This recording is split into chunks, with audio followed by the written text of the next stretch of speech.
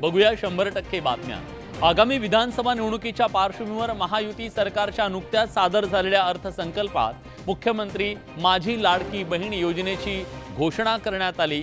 या बहुचर्चित अशा योजनेसाठी पात्र ठरणाऱ्या 21 ते 65 वयोगटातील महिलांना दर महिन्याला 1,500 रुपये आर्थिक मदत दिली जाणार आहे। राज्यातल्या तब्बल 2 कोटी महिला या योजनेसाठी पात्र ठरू शकतात। महायुतीच्या नेत्यांकडून या योजनेबाबत सगळे आलबेल असल्याचं दाखवलं जात असलं तरी प्रत्यक्षात अर्थ खात्याने मुख्यमंत्री लाडकी बहीण योजनेला तीव्र विरोध केल्याची माहिती समोर येते। मंत्रिमंडळ बैठकीत योजना पास करण्याच्या आधी अर्थ विभागाने यावर आक्षेप नोंदवले होते। योजनेसाठी दरवर्षी 46,000 कोटी रुपये कुठून आणणार, या संदर्भातली तरतूद कशी करायची, राज्यातील आर्थिक स्थिती बरी नाही, राज्यावर 7.8 लाख कोटी रुपयांचं कर्ज असताना ही योजना कितपत योग्य आहे। कॅबिनेटमध्ये चर्चा होण्याआधी योजनेसाठी 4,677 कोटी मंजूर कसे झाले। महिलांसाठी सामाजिक न्याय, आदिवासी विकास, महिला बाल कल्याणसह अनेक योजना आहेत। प्रशासकीय खर्चासाठी योजनेच्या 5% म्हणजे 2,223 कोटी रुपयांचा खर्च अवास्तव आहे। अर्थ विभागाच्या या आक्षेपामुळे लाडक्या बहिणींची उवाणी अडचणीत येणार का, अशी चर्चा सुरू झाली आहे। राज्य सरकारने मुख्यमंत्री माझी लाडकी बहीण योजना जाहीर केली, मात्र या योजनेच्या अंमलबजावणीसाठी आता आर्थिक तरतुदी संदर्भात अडचण असल्याचं स्वतः अर्थ विभागाने म्हटलं। अर्थ खात्यानेच या योजनेबाबत काही आक्षेप नोंदवलेत, त्यामुळे चर्चेला उधाण। मुख्यमंत्री लाडकी बहीण योजनेमुळे राज्य सरकारच्या तिजोरीवर मोठा आर्थिक बोजा पडणार आहे। महायुती सरकारकडून विशेषतः शिंदे गटाकडून या योजनेचा सध्या प्रचंड गाजावाजा केला जातोय, मात्र अजित पवार मंत्री असलेल्या अर्थ विभागाने या योजनेवर आक्षेप घेतल्याने चर्चा सुरू झाली आहे। 17-18 लक्ष कर्मचाऱ्यांसाठी 44,000 कोटीचा भार दिल्यावर आपली वित्तीय व्यवस्था ही अडचणीत येत नाही। 2,48,00,000 बहिणींना आपण जर तेवढेच पैसे जवळपास 46,000 कोटी दिले, मग वित्तीय व्यवस्था अडचणीत येते। जे बोलतं ते करतं आणि जे होणार आहे तेच आम्ही बोलतो। लाडक्या मुलापेक्षा लाडकी बहीण आणि लाडका भाऊ केव्हाही चांगला आहे। अर्थ विभागाने घेतलेल्या आक्षेपांमुळे महायुतीत पुन्हा एकदा खणाखणी सुरू झाल्याची चर्चा रंगली आहे। मनसे अध्यक्ष राज ठाकरेंनी गुरुवारी मुंबईतल्या पदाधिकाऱ्यांच्या मेळाव्यामध्ये स्वबळाचा नारा दिला। विधानसभा निवडणूक स्वबळावर लढण्याची घोषणा करणाऱ्या राज ठाकरेंच्या त्या घोषणेनंतर राजकीय वर्तुळात प्रतिक्रिया उमटत आहेत। लोकसभा निवडणुकीत राज ठाकरेंनी पंतप्रधान मोदींसाठी राज्यात सत्ताधारी महायुतीला पाठिंबा देण्याची घोषणा केली। महायुतीच्या काही उमेदवारांचा राज ठाकरेंनी प्रचारही केला, मात्र आता विधानसभेला राज ठाकरेंनी स्वबळाचा नारा दिलाय, त्यावरून ठाकरे गटाचे खासदार संजय राऊतांनी टोला लगावलाय। युती होईल का, आपल्याला कोणत्या जागा मिळतील, असला कोणताही विचार मनामध्ये आणू नका। जवळपास 250 ते 250 जागा आपण लढवणार आहोत। ज्या मोदी शहाना महाराष्ट्रात पाय ठेवू देणार नाही असं ते म्हणाले होते, त्यांनी बिनशर्त पाठिंबा दिला। याचा सगळा आणि आता फक्त एका महिन्यात त्यांची भूमिका बदलते, हे आश्चर्यकारक आहे। त्यावेळेला 2009ला आम्ही भूमिपुत्रांना रेल्वेत नोकरी मिळाल्यामुळे आंदोलन करत होतो, त्यावेळेला तुम्ही शेपूट घालून घरी बसला होता। संजय राऊतांनी राज ठाकरेंच्या भूमिकांवरून मनसेवर जोरदार टीका केली। काही संघटना, काही व्यक्ती ही सतत महाराष्ट्राच्या विरोधी भूमिका घेण्यासाठीच निर्माण झालेली आहे। राज ठाकरेंनी सोबळाचा नारा दिल्यानं राज्यात विधानसभा निवडणुकांमध्ये समीकरण बदलणार का, याची उत्सुकता लागली आहे। राज ठाकरेंनी लोकसभा निवडणुकीमध्ये महायुतीच्या उमेदवारांचा प्रचार केला। राज ठाकरेंनी या उमेदवारीसाठी सभा सुद्धा घेतल्या, मात्र आता राज ठाकरेंनी विधानसभेच्यासाठी आपली रणनीती पूर्णपणे बदलली। लोकसभा निवडणुकीत महायुतीला बिनशर्त पाठिंबा देणारे मनसे प्रमुख राज ठाकरे यांनी विधानसभा निवडणूक स्वबळावर लढण्याची घोषणा केली आहे।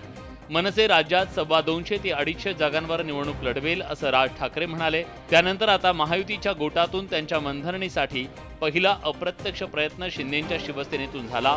शालेय शिक्षण मंत्री दीपक केसरकर यांनी राज ठाकरे महायुतीसोबत राहतील असा विश्वास व्यक्त केला। आणि विशेषतः ते आमच्या विचाराचे आहेत। मोदी साहेबांनी केलेला विकास त्यांना आवडतो आणि त्याच्यामुळे मला असं वाटतं की त्यांच्याशी ज्याला बोलणी होती त्याला त्यांचं मतपरिवर्तन होऊ शकेल। राज ठाकरे यांनी स्वबळाचा निर्णय घेतला असे स्वागतार्ह आहे। आता 288 मध्ये ते किती लढवतात तो त्यांचा प्रश्न आहे आणि त्यालाही माझ्या शुभेच्छा। आता राज ठाकरेंच्या भूमिकेचा महायुतीला फटका बसणार की मवियाला यामुळे फायदा होणार याकडे सगळ्यांचं लक्ष लागलंय. शिवसेनेत उभी फूट पडल्यानंतर शिंदे आणि ठाकरे गटाकडून एकमेकांच्या आमदारांना अपात्र ठरवण्यासाठी याचिका दाखल करण्यात आल्या. विधानसभेचे अध्यक्ष राहुल नार्वेकर यांच्या समोर सप्टेंबर ते डिसेंबर 2023 या कालावधीत शिवसेना आमदार अपात्रतेवर सुनावणी पूर्ण झाली. त्याचा निकाल राहुल नार्वेकर यांनी 10 जानेवारीला जाहीर केला.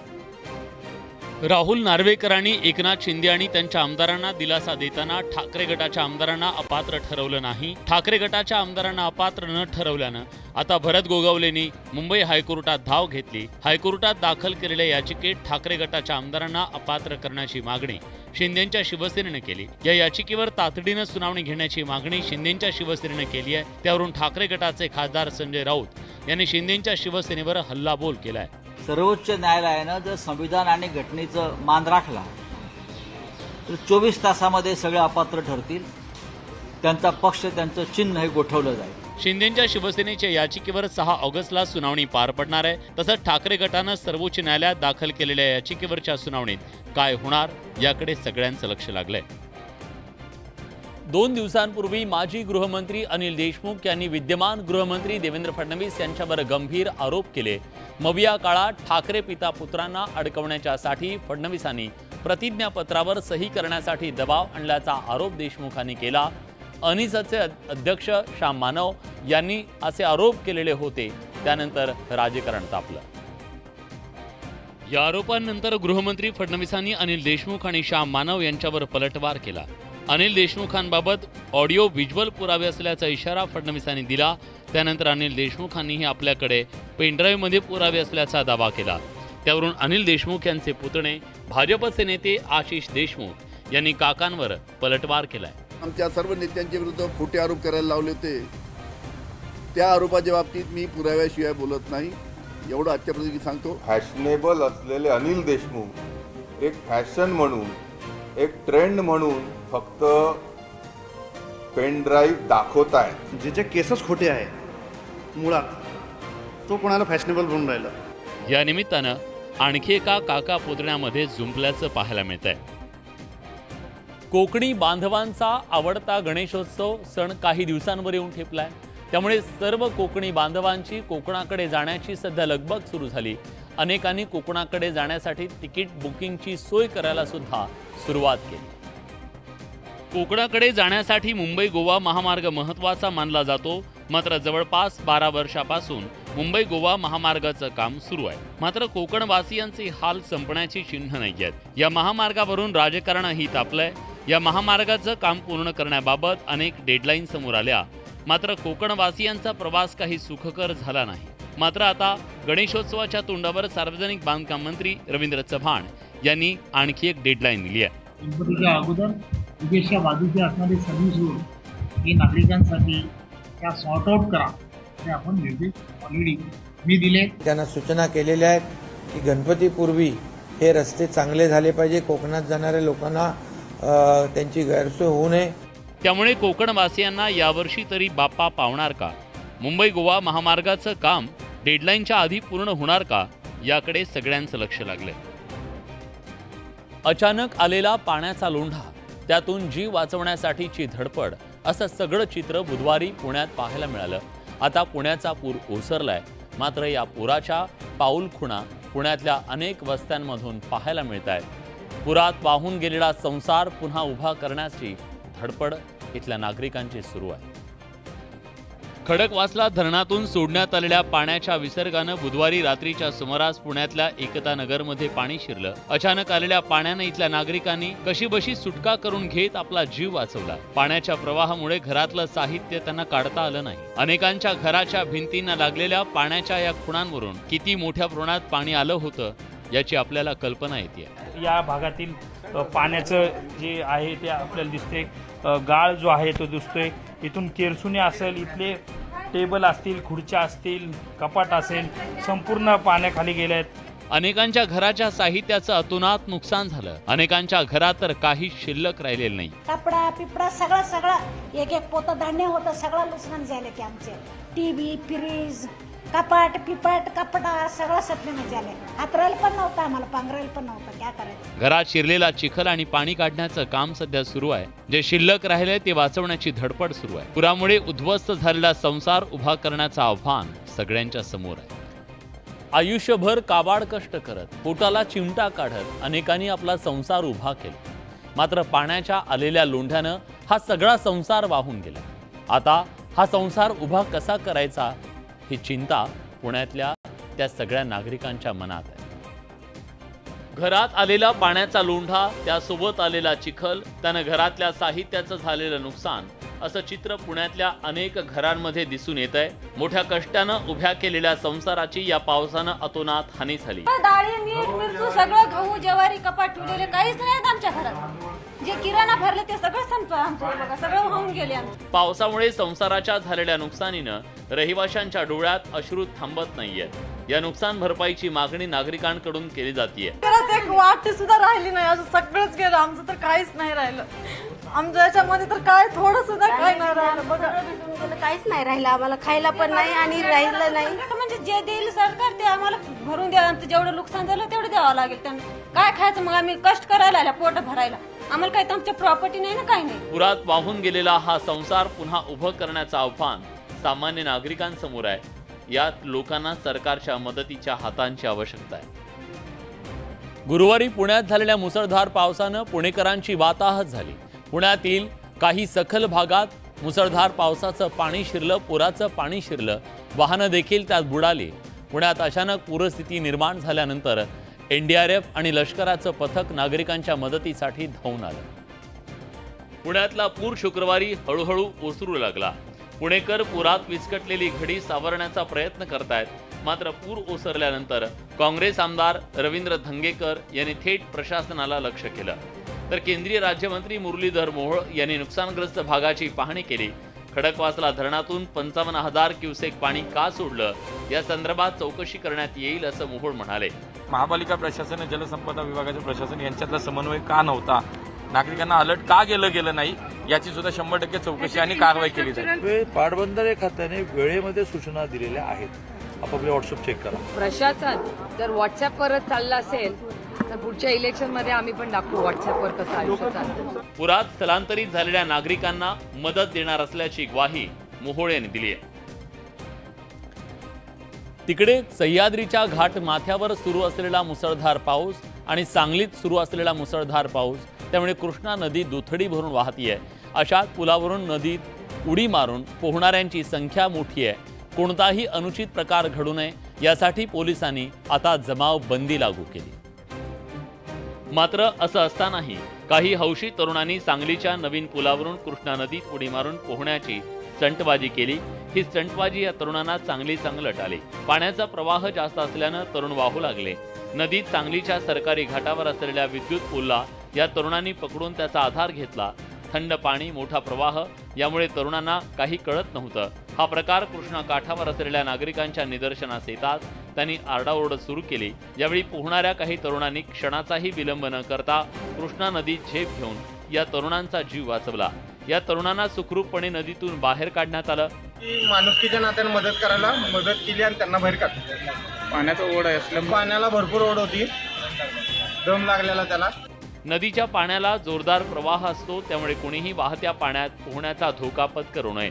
या दोन तरुणांचं सुदैव चांगलं, इतर तरुणांमुळे त्यांना जीवदान मिळालं. पुराचं पाणी असलेल्या रस्त्यावरून वाहनं चालवू नका अशा पद्धतीनं आवाहन वारंवार केलं जातं. मात्र या आव्हानाकडे कानाडोळा केला जातोय. त्यातून विपरीत अशा अनेक घटना घडत असतात. अशीच एक घटना लातूरात घडली आहे.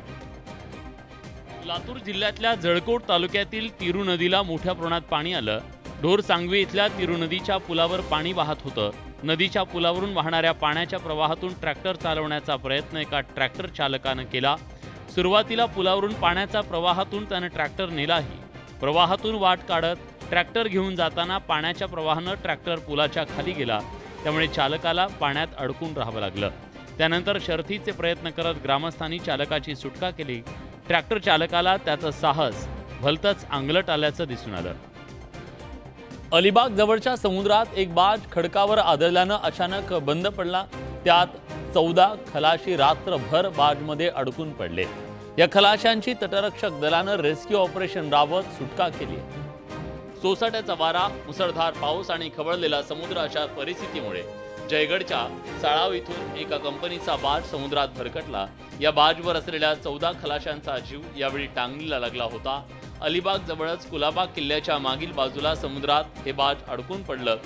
खवळलेल्या समुद्रातून बाजवरील खलाशांचा जीव वाचवण्यासाठीचं मोठं आव्हान समोर होतं। रात्रभर हे खलाशी बाजवर होते। अखेर तटरक्षक दल खलाशांच्या सुटकेसाठी पुढे सरसावलं। तटरक्षक दलाच्या हेलिकॉप्टरच्या मदतीनं सर्व खलाशांना सुरक्षितपणे बाहर काढण्यात आलं, एयरलिफ्ट करण्यात आलं। सी बहुत रफ था, हम लोग ड्रिफ्ट करके किनारे की तरफ चला गया। फिर हम लोग वहाँ पे एंकर डाला और डिस्ट्रेस दबाया, सबको इन्फॉर्म किया। तटरक्षक दलामुळेच या सर्व खलाशांची संकटातून सुखरूप सुटका झाली। तटरक्षक दलाच्या प्रयत्नांमुळेच खलाशांचे जीव वाचले। कारागृहातून सुटलेल्या गुन्हेगाराची नाशिक शहरामध्ये काढलेली जंगी मिरवणूक आणि सत्कार चांगलाच त्याला महागात पडलाय। या संपूर्ण मिरवणुकीचा आणि सत्कार सोहळ्याचा व्हिडिओ सोशल मीडियावर टाकला गेला आणि पोलिसांच्या तो हाती लागतात सुमोटो कारवाई अंतर्गत भाईंना पुन्हा पोलिसांनी जेलबारीला पाठवलं। नाशिक शहरातील सराईत गुन्हेगार हर्षद सुनील पाटणकर याच्या विरोधात अनेक गंभीर गुन्हे दाखल असल्यानं त्याला जुलै 2023 मध्ये MPDA कायद्यानुसार नाशिक रोड कारागृहात वर्षभरासाठी स्थानबद्ध केलं होतं। त्यानंतर हर्षदची मंगळवारी कारागृहातून सुटका झाली। त्यामुळे बेथिल नगर इथं त्याच्या मित्रपरिवार आणि समर्थकांनी त्याची मिरवणूक काढली। यावेळी आरडाओरड करत अर्वाच्य घोषणाबाजी केली, वाहनांचा विनाकारण हॉर्न वाजवत दहशत माजवण्याचा प्रयत्न केला। हा प्रकार लक्षात आल्यानंतर सरकारवाडा पोलिसांनी संशयित पाटणकरसह मिरवणुकीत सहभागी झालेल्या 7 जणांवर गुन्हा दाखल केला। महाराष्ट्र पोलीस कायद्याचं उल्लंघन करणे यानुसार गुन्हा दाखल करण्यात आला होता। काल त्याला आम्ही ताब्यात घेऊन सरकारवाडा पोलीस स्टेशनच्या ताब्यात दिलेला आहे। एकूणच जेलमधून सुटून आलेल्या भाईची वरात पुन्हा एकदा कारागृहात गेली। जेलमधून बाहेर आल्याच्या उत्साहात काढलेली मिरवणूक त्याच्या अंगलट आली। मुंबईतल्या वरळीमध्ये एका व्यक्तीची स्पामध्ये हत्या करण्यात आली होती। त्या व्यक्तीनं आपल्या शरीरावर आपल्या शत्रूंची नावं टॅटूच्या माध्यमातून गोंदवून घेतली होती। या टॅटूच्या आधारावरच पोलिसांनी आरोपींचा माग काढला। काही वर्षांपूर्वी प्रसिद्ध झालेल्या गजनी चित्रपटात आमिर खाननं आपल्या शत्रूंची नावं शरीरावर नोंदवून ठेवली। असाच काहीसा प्रकार सिद्धप्पा वाघमारे यांनी केला। त्यांनाही आपल्या जीवाचं बरं वाईट होईल या भीतीनं आपल्या मांड्यांवर 20 ते 22 शत्रूंची नावं गोंदवून घेतली। याच गुरु सिद्धप्पा वाघमारे यांची वरळीच्या सॉफ्ट टच स्पामध्ये काही दिवसांपूर्वी हत्या झाली होती। हत्येच्या तपासावेळी पोलिसांचं लक्ष वाघमारेंनी शरीराच्या मांड्यांवर गोंदवलेल्या नावांवर गेलं। वाघमारेनं गोंदवलेल्या 20 ते 22 शत्रूंच्या नावात या स्पाचा मालक संतोष शेरेकर याचाही समावेश होता। पोलिसांनी कसून चौकशी केल्यानंतर या हत्या प्रकरणाचा उलगडा झाला। थाइस पे कुछ नाम टैटू किए हुए मिले हैं, जिसमें अगर उसको कुछ हो जाता है तो ये लोग रिस्पॉन्सिबल रहेंगे, इस तरह का की लिखावट मिली। या स्पाच्या मालकानं खंडणी देऊन गुरु सिद्धप्पा वाघमारेची हत्या घडवून आणली। पोलिसांनी स्पा मालक संतोष शेरेकर याच्यासह 3 जणांना अटक केली आहे। आषाढी वारी सोहळ्याच्या दरम्यान पंढरपूरच्या श्री विठ्ठल आणि रुक्मिणी मातेच्या चरणी कोट्यवधींचं दान अर्पण करण्यात आलं। 6 ते 21 जुलै दरम्यान मंदिर समितीला तब्बल 8,34,00,000 उत्पन्न मिळालं। मागील वर्षीच्या तुलनेत यंदा तब्बल 2 कोटींची वाढ झाली। आषाढी एकादशीच्या निमित्तानं लाखो वारकऱ्यांनी विठुरायाचं दर्शन घेतलं। विठुरायाचं दर्शन घेतल्यानंतर वारकऱ्यांनी आपापल्या ऐपतीप्रमाणे विठुरायाच्या चरणी दान अर्पण केलं। विठुरायाच्या चरणी 77,60,694 रुपये, भक्त निवासातून 50,60,437 रुपये, देणगी स्वरूपात 3,82,26,828 रुपये, लाडू प्रसादातून 98,53,000 रुपये, पूजेच्या माध्यमातून 3,99,209 रुपये, 17,88,373 रुपयांचे सोन्याचे दागिने, 2,03,65,000 रुपयांची चांदी, इतर 36,04,000 असे एकूण 8,34,41,000 उत्पन्न विठ्ठल रुक्मिणी मंदिर समितीला मिळालंय। 6 ते 21 या आषाढी एकादशीच्या कालावधीत 10,88,527 भाविकांनी विठ्ठल रुक्मिणीचं दर्शन घेतलं। तर या होत्या दिवसभरातल्या सगळ्या महत्त्वाच्या बातम्या, 100% बातम्या।